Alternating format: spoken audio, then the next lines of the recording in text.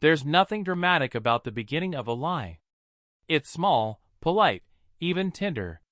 It starts when you decide not to mention something because you don't want to ruin the evening. Her name is Clara. We've been married for 10 years.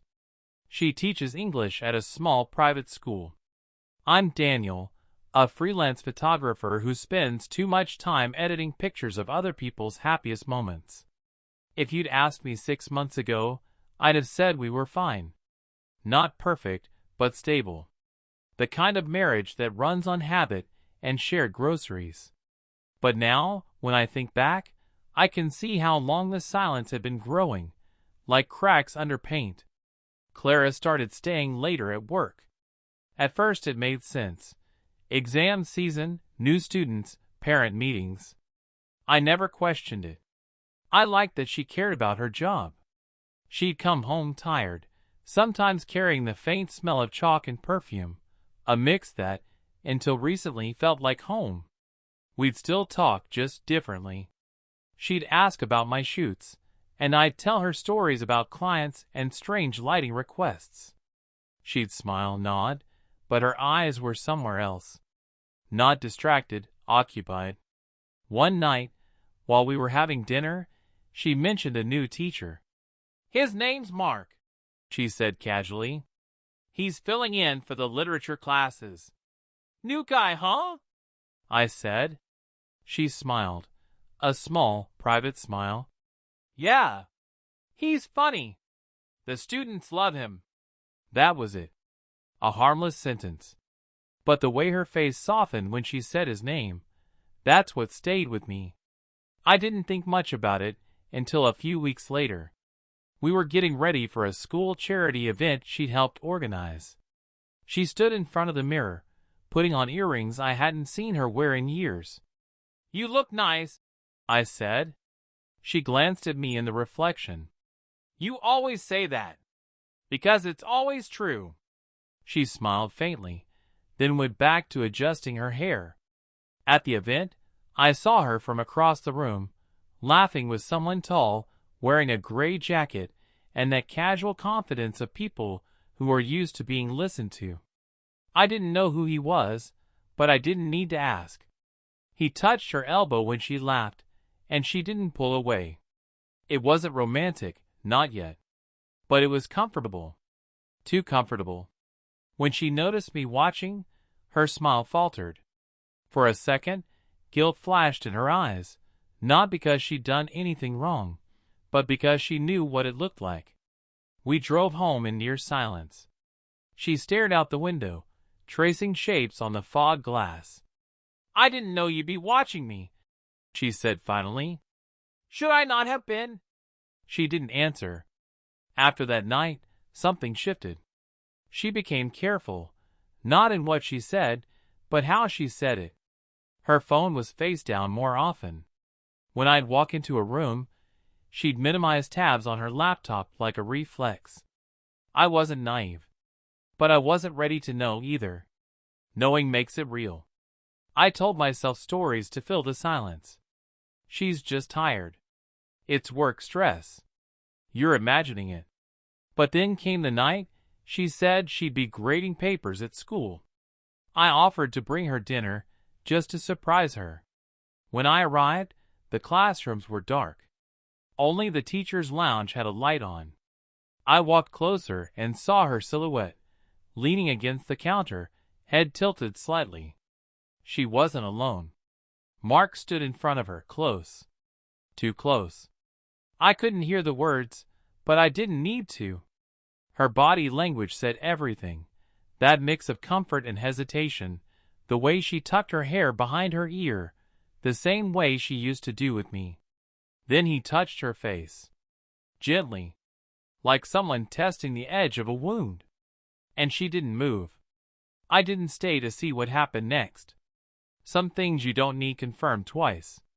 I drove home on autopilot, headlights blurring into streaks of white and gold. My hand shook on the steering wheel, but my mind was frighteningly calm. Like it had expected this all along. When she came home later, I was sitting at the kitchen table, lights off, a beer sweating in my hand. "Hey," she said softly, like testing the air. You're up late. Yeah. She set down her bag, eyes searching mine. Are you okay? Sure, I said. Just thinking. She hesitated, then nodded. Long day. When she turned to go to the bedroom, I said, Did Mark drive you home? Her body froze. The quiet that followed was louder than any answer. Finally, she whispered, Daniel. And that was enough. I didn't yell. Didn't accuse. I just sat there, feeling the shape of my heartbeat in my throat. You don't have to lie, I said. I saw you. She closed her eyes, and for a moment I thought she might deny it anyway. But when she opened them, there was something else there. Not shame, not even regret. Just exhaustion. I didn't plan it, she said. It just happened. I almost laughed. That's the problem, isn't it? Nothing ever just happens. She sat down across from me, hands trembling. I didn't mean to hurt you. But you did. Tears welled up, but I couldn't look at her. My chest ached, but my anger was quiet, almost surgical. After a long pause, I said, How long? She didn't answer. That was the answer. That night, I slept on the couch. She didn't try to stop me. The house was silent, except for the sound of rain tapping against the window. Steady, indifferent, like time moving forward no matter what broke inside it. I didn't cry. I just lay there, staring into the dark, wondering when exactly love had stopped being something we protected and started being something we survived. Morning made everything look ordinary again. The same sunlight through the blinds, the same smell of coffee. But nothing was the same. Clara moved quietly around the kitchen, as if trying not to disturb a sleeping animal. I watched her pour herself coffee, add sugar, stir it twice, the kind of detail I never used to notice. Her hand shook slightly. Can we talk? She asked finally. I nodded. We sat at the table, 2 cups between us, both untouched.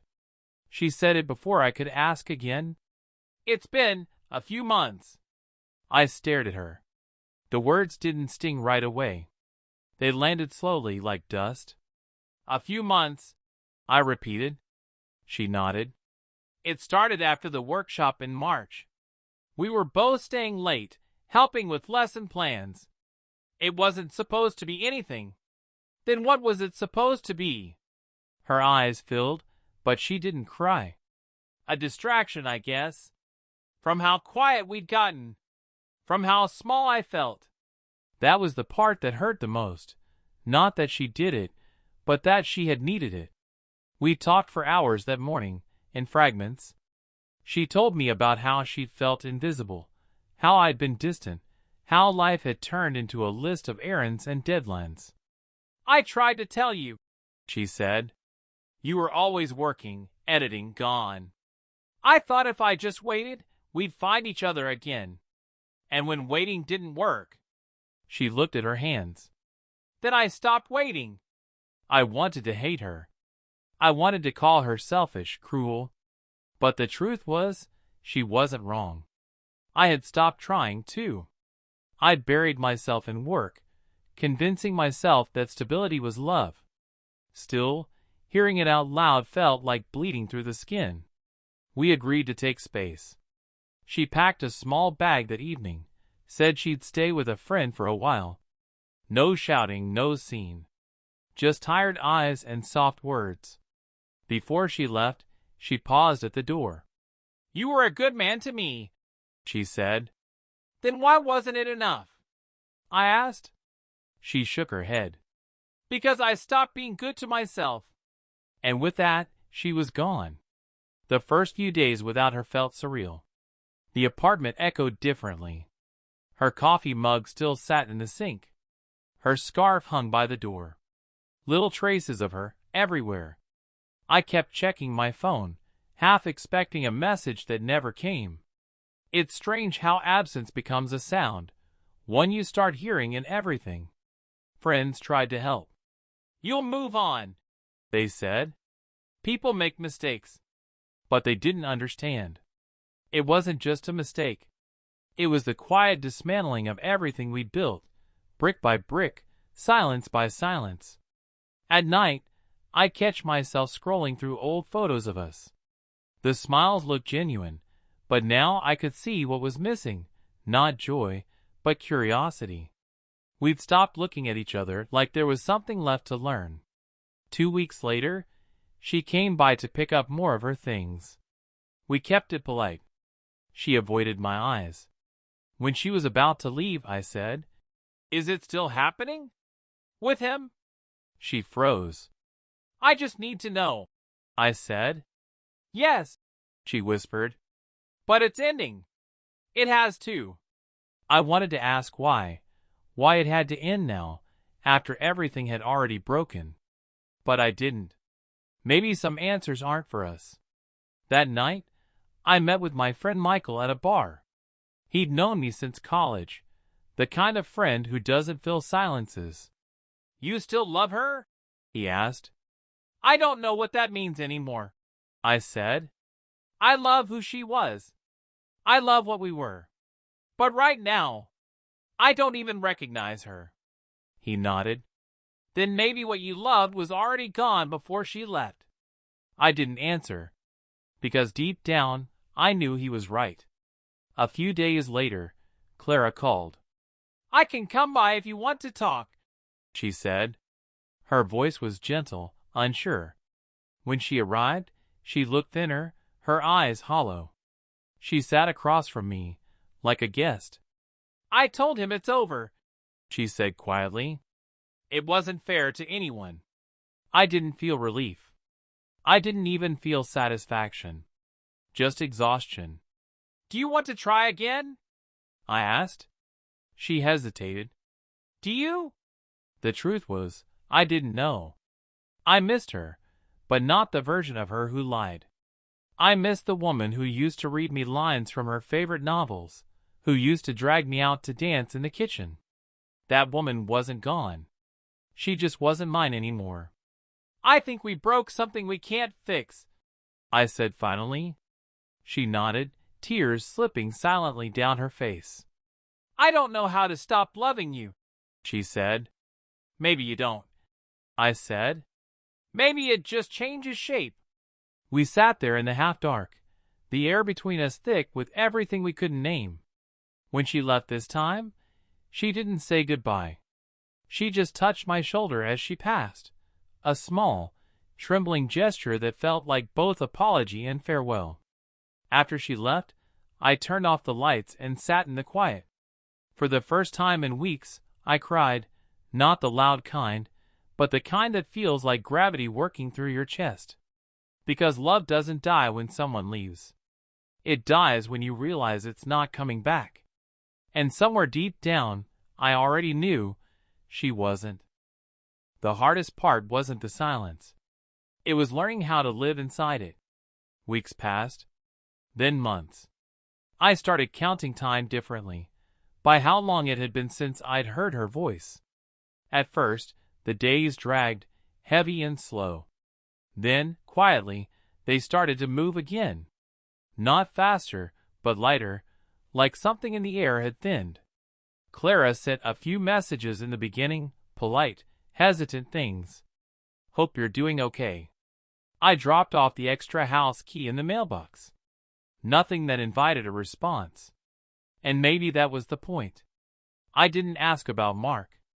I didn't want to know if they were still seeing each other, or if they'd already burned out. The truth wouldn't have changed anything. Sometimes I'd wake up in the middle of the night and still reach out to her side of the bed. The sheets were cold, but not cruelly so, just indifferent. That's what time does. It softens the edges until even absence becomes routine. About 2 months after she left, I found a photo of us, one from years ago, taken on a camping trip. We were standing by the lake, both sunburned, both laughing. I remember that day. It had rained the night before, and everything smelled like earth and pine. She'd teased me about trying to light the campfire with wet wood. Looking at it now, I didn't feel anger. Just a kind of quiet affection for two people who didn't yet know what they were going to lose. I put the photo back in the drawer. Some memories don't need closure. They just need to be left where they belong. Life continued, as it always does. I took on more photography work, weddings, portraits, sometimes travel shoots. It was ironic, capturing moments of love when mine had fallen apart. But I didn't resent it. Watching other people choose each other reminded me that love itself wasn't the enemy. It was just fragile. In the faces I photographed, I saw everything Clara and I had once been: nervous joy, tenderness, hope. And I realized that maybe we hadn't failed. Maybe we'd just reached the end of what our kind of love could survive. Then one day, she called. It was early evening. I almost didn't answer, but curiosity won. "Hi," she said. Her voice was softer than I remembered. "Hey, I didn't want to bother you. You're not. I just wanted to see how you're doing." I smiled despite myself. "I'm still here." She laughed quietly. "I'm glad." We talked for a while, about work, the weather, the things people talk about when they're trying to sound normal. She told me she'd started teaching online courses. I told her I was traveling more. Then she said, "I'm sorry again, Daniel. Not just for what I did. For not knowing how to stop before it got that far." I didn't answer right away. There's a moment, after someone apologizes, where your heart decides between past and peace. "It's okay," I said finally. "We both stopped seeing each other long before that." She was quiet for a long time. "Do you hate me?" "No," I said. "I did for a while. But hate's just love that doesn't know where to go." She exhaled, shaky. "I didn't deserve how kind you were about it." "Maybe," I said. "But you deserve to be understood." Before hanging up, she said, "You were a good chapter in my life." "Maybe we were a whole book," I said. "We just ran out of pages." She laughed softly, thanked me, and said goodbye. After that, I didn't hear from her again. I didn't need to. The space she left had turned into something else. Not emptiness, but room. Room for quiet mornings, for peace, for my own reflection that no longer felt like punishment. I started sleeping better. I cooked for one and found it didn't feel lonely. I even met someone new once, a writer I met on a photo assignment. Nothing serious, but she made me laugh in that easy, unexpected way I thought I'd lost the capacity for. Sometimes, when I'd walk home late, I'd pass a couple on the street, their hands brushing, their laughter filling the air, and I'd think of Clara. Not with sadness, but with understanding. We were both just trying to feel seen. We just went looking for it in different directions. A year later, I got a letter. Not an email, not a text, an actual letter. It was from her. The handwriting was still the same, neat, looping, a little hesitant. "Daniel, I don't know if this will find you at the right time, but I wanted to say thank you. For the way you handled everything. For not turning my worst moment into a war. I'm doing better now. I hope you are too. I still think of us sometimes. Not with regret. With gratitude. Clara." I read it twice, then folded it carefully and put it in a drawer. That night, I went out to the balcony with a beer and watched the city lights flicker. It was quiet, the kind of quiet that no longer hurt. Love doesn't always survive. But sometimes, even after it ends, it leaves something behind. Something softer, truer, cleaner. Forgiveness, maybe. Or just the ability to breathe again. And that, I thought, might be enough.